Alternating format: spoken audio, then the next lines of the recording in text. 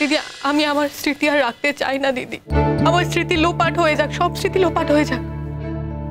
যেই স্মৃতিতে শঙ্খ নেই সেই স্মৃতি নিয়ে আমি কি করবো বল? সেই স্মৃতি আমার কোন কাজে লাগবে? তুই একবার বুঝিয়ে বল, একবার বুঝিয়ে বল দিদি, একবার। একজন অভিমান করলে আর একজনকে ঠান্ডা হতে হয় মা। একজন রাগ করলে আরেকজনকে শান্ত হতে হয়। তুমি মা দেখো না, তুমি যখন খুব রাগ করে থাকো তখন বাবা নারায়ণ কেমন তোমাকে ঠান্ডা ভাবে শান্ত করতে চেষ্টা করে। এখন বাবা নারায়ণের অভিমান হয়েছে, এখন তুমিও অভিমান করবে? না মা, সেটা করা ঠিক নয়। তুমি ওর অভিমানের কথা বোঝার চেষ্টা করো। তুমি নিশ্চয়ই এমন ভাবে তাকে আঘাত করেছো যে সে ওই আঘাতটা মেনে নিতে পারেনি। ঠাকুরমশাই, আমি কি জেনে বুঝে করেছি? আমি তো জানতাম ও একটা অন্য লোক। ও কি বুঝলো না একবারও যে আমি নিজের ইচ্ছে এত কিছু করিনি? ও তো এত কিছু বোঝে, ও আমাকে বোঝে, ও এটা বুঝতে পারলো না। মোহর, মানুষ রাগ করলে, কষ্ট পেলে অনেক কিছু করে। মানুষের অভিমান হলে মানুষ কি করবে তার কোনো ঠিক থাকে না। শঙ্খ যা করছে সবটাই অভিমান থেকে করছে। আর আমার বিশ্বাস শঙ্খ একদিন ঠিক ফিরে আসবে। ও কদিন তোকে ছেড়ে থাকবে বলতো? আমি আর একদিনও পারছি না দিদি, আমি পারছি না। আমার মনে হচ্ছে আমি এক্ষুনি গিয়ে শঙ্খ কোথায় আছে সেটা জেনে শঙ্খকে সঙ্গে করে নিয়ে চলে আসি। আমার তো বিশ্বাস আছে যে আমি ওর সামনে গিয়ে দাঁড়ালে ও আমার সঙ্গে ঠিক চলে আসবে, ঠিক আসবে। সে তো আমাদেরও তাই বিশ্বাস। সে যে তোমায় ছেড়ে থেকে নিজেও তো কষ্ট পাচ্ছে, তার মনে তুমি সব সময় বিরাজ করছো। না ঠাকুরমশাই, না, যদি তাই হতো তাহলে ও আমাকে এইভাবে ফেলে রেখে যেতে পারতো না। আমাকে ফেলে রেখে গিয়ে ও চুপচাপ থাকতে পারতো না।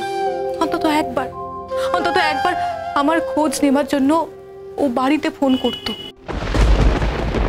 একটা কথা তুই কেন বুঝতে পারছিস না মোহর? ও তো শুধু তোকেই ছেড়ে যায়নি, ও তোর বাবা মাকেও ছেড়ে চলে গেছে। ওর বাবা মার তো কোনো দোষ ছিল না। ওর বাবা মার সঙ্গেও ফোনে যোগাযোগ রাখছে না মোহর। তার মানে কতটা অভিমান হলে একটা মানুষ এরকম কাজ করতে পারে, এটা তো তোকে বুঝতে হবে। তাহলে আমি এখন কি করব দিদি, কি করব আমি এখন?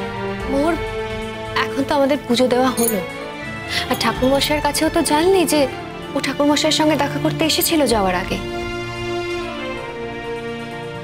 ঠাকুরমশাই ও যাওয়ার আগে আপনাকে কি বলে গেছে? আর কোনোদিনও আসবে না বলেছে? দেখেছিস দিদি, দেখেছিস? ও ঠিক করেই গেছে যে ও আর কোনোদিনও ফিরবে না, কোনোদিনও না। মোর তখনকার মনের অবস্থায় হয়তো ওটাই ঠিক ছিল। দিন যত এগোবে আস্তে আস্তে অভিমান তত কমবে। ওর বাড়ির লোকেদেরকে ওর দেখতে ইচ্ছে করবে, তোকে দেখতে নাই ইচ্ছে করতে পারে, মানে আমি কথার কথা বলছি, কিন্তু ওর তোর বাবা মাকে দেখতে ইচ্ছে করবে। ও তোর মাকে খুব ভালোবাসে, আর এটাও জানে যে ওর মা অসুস্থ। দেখবি ঠিক ফিরে আসবে। আমি তো আর ওর ঠিকানাও পাবো না দিদি। হয়তো সেটাও পাবি, কিন্তু মোহর এখন আমাদের অপেক্ষা করা ছাড়া তো আর কিচ্ছু করার নেই বল। তোর ভালোবাসাই দেখবি একদিন তোকে সব কিছু ফেরত দিয়ে দেবে। তবে একটা কথা তোকে বলি মোহর, এরপর যখন একসঙ্গে থাকবি তখন আর কিন্তু একে অপরের উপর অভিমান করিস না। দেখছিস তো এখন কত কষ্ট পাচ্ছিস তুই। আমি আর করবো না দিদি, আমি আর করবো না, আমি প্রমিস করছি আর করবো না।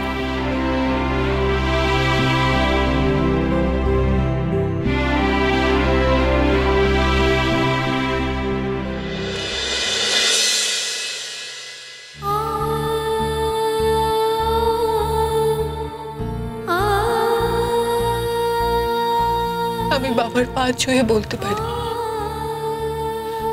আমি আমি শঙ্খকে কোনোদিনও অপমান করব না, কোনোদিনও কষ্ট দেব না, কোনোদিনও অসম্মান করব না। আমি কথা দিচ্ছি। ফিরে এসো শঙ্খ, শঙ্খ ফিরে এসো, ফিরে এসো শঙ্খ, আমি আর থাকতে পারছি না।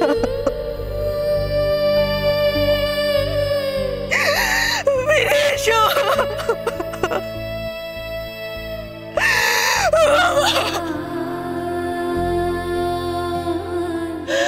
আমার শঙ্খকে তুমি ফিরিয়ে দাও বাবা, আমার শঙ্খকে তুমি ফিরিয়ে দাও বাবা, ফিরিয়ে দাও, ফিরিয়ে দাও।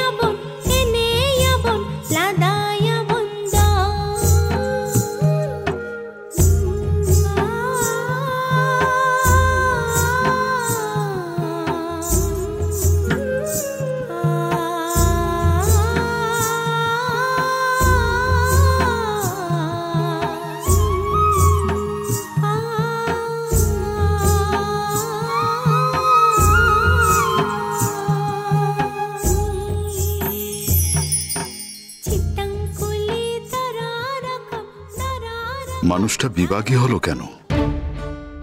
সংসারের প্রতি এত বীতশ্রদ্ধ কেন? ওর অতীত কি? ও কি কাউকে বিয়ে করেছিল, নাকি সংসার ধর্ম কিছু নেই?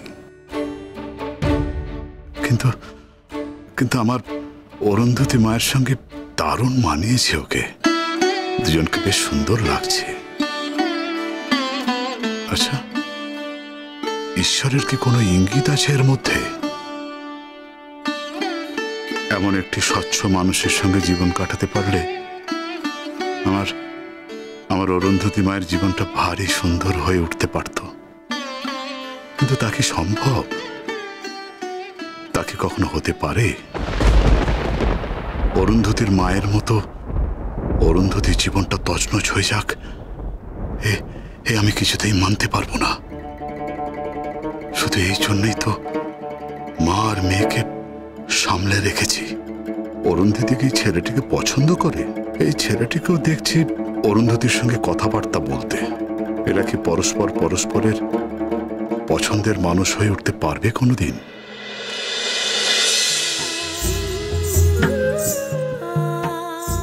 না না, আমি কি করে নাচবো? মানে আমি নাচতে পারি না, আমি চেষ্টা করছি, মানে এই তো এখানে আছি।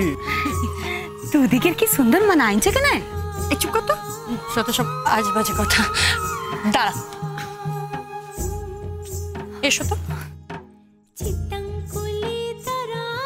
যা, নিজের মরদের সাথে লাগছে।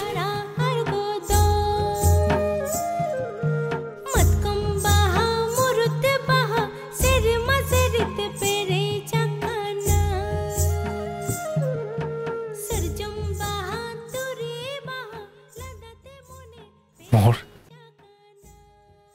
কে আপনি?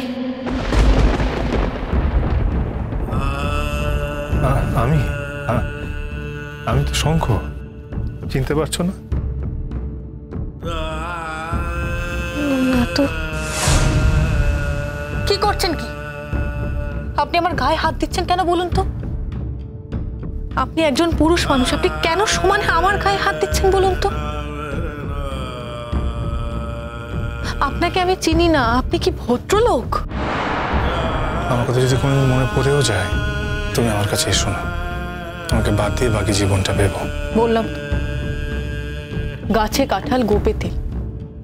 আমার কিচ্ছু মনে পড়বে না। আমার এইরকম কোনো লোকের সঙ্গে কোনোদিনও কোনো সম্পর্ক ছিল না যে লোকটা একজন চরিত্রহীন। চরিত্রহীন? হ্যাঁ হ্যাঁ, আপনি চরিত্রহীন। আমি মনে মনে প্রতিজ্ঞা করেছিলাম মোহর, আমি তোমার কথা আর কখনো ভাববো না, কিন্তু এখন সব ছাপিয়ে তোমার মুখটাই খালি আমার মনে পড়ে যাচ্ছে। আমি চেষ্টা করেছি প্রত্যেক মুহূর্তে নিজের সঙ্গে যুদ্ধ করেছি, তোমার মুখটা আমি আর কখনো না মনে করতে পারি। আমাকে বাদ দিয়ে তুমি ভালো থাকতে চেয়েছো মোহর, ঠিক আছে, শুধু একটাই চিন্তা, তোমার স্মৃতি ফিরে এলো কিনা। তোমার যদি স্মৃতি ফিরে আসে তারপরেও যদি, তাহলে আমি নিশ্চিন্ত হতাম। আমি জানি তুমি নিজের পায়ে নিজে দাঁড়িয়ে সবকিছু সামলে নিতে পারতে। আমাকে তোমার দরকার হতো না মোহর, কিন্তু সে খবর নেওয়ারও এখন আর কোনো উপায় আমার নেই।